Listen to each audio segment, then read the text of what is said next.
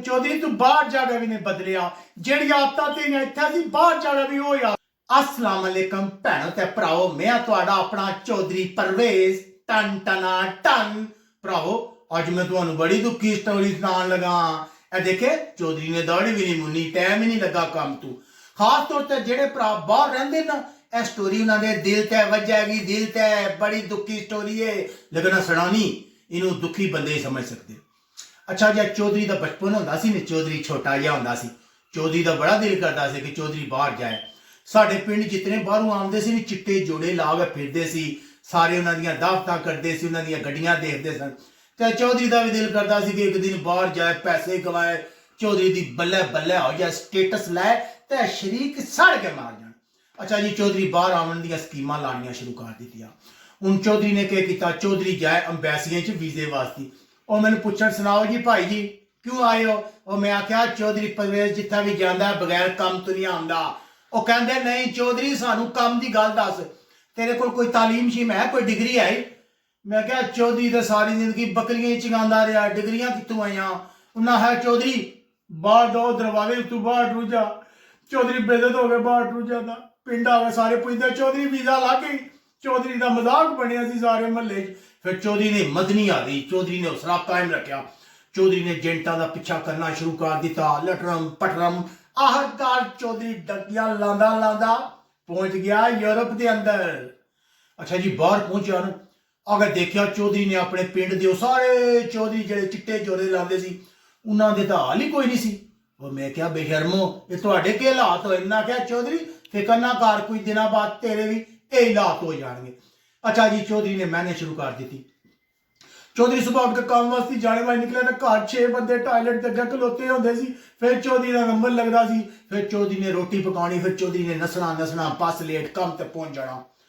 उत्थे जाके भाई जी जेडे मिस्त्री ने ना मान, मैं उन्होंने आखा मैं चौधरी हाँ। आखा केड़ा चौधरी, काम करना ही नहीं तो ठेकेदार को आकर तेरी छुट्टी करा देंगे। और मैं कहा नहीं भरावो छुट्टी ना करे।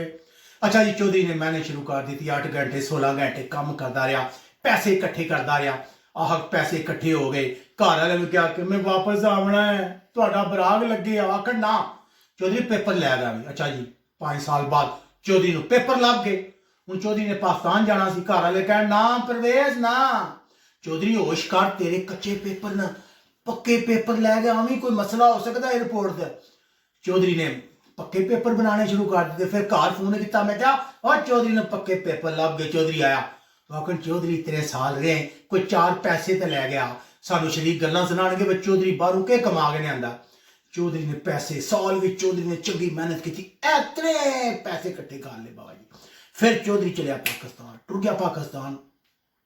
अच्छा जी, चौधरी जिस वेले जा गए एयरपोर्ट तो लत्था ही ने, चौधरी ने एहसास हो गया जिंदगी तो इत्थे गई, चौधरी तू किधर बाहर टुर गए थे।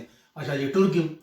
अच्छा जी, जितने दिहाड़े रहा ना, मैं आख्या लोग मेरा जोड़ा तकड़गे, लेकिन वो मैनू चौधरी कदों जाने, चौधरी कितनी छुट्टी रह गई आ, चौधरी पक्का तो नहीं आ गया। उन्हें मैंने सुकून का एक साह नहीं लैन दिता, उन्हें मैंने परेशान ही की रखा। बहरहाल छुट्टी गुजरती गई, चौधरी मोटरसाइकिल लै गया, इधर जाए उधर जाए, चस मस लगाए। आखिरकार वो लम्हा आ गया वापसी का। जदों आ दिन चौधरी का एक पैर अगे तो 2 पिछे जा। अच्छा जी, चौधरी घर समान पैक करन लगे तो उन्हें आख्या चौधरी वास्ते शर्ट रख दो, पजामा रख दो। मेरे को पुछण के रखी है, मैं क्या जो दिल करता रख दो, खैर ही है।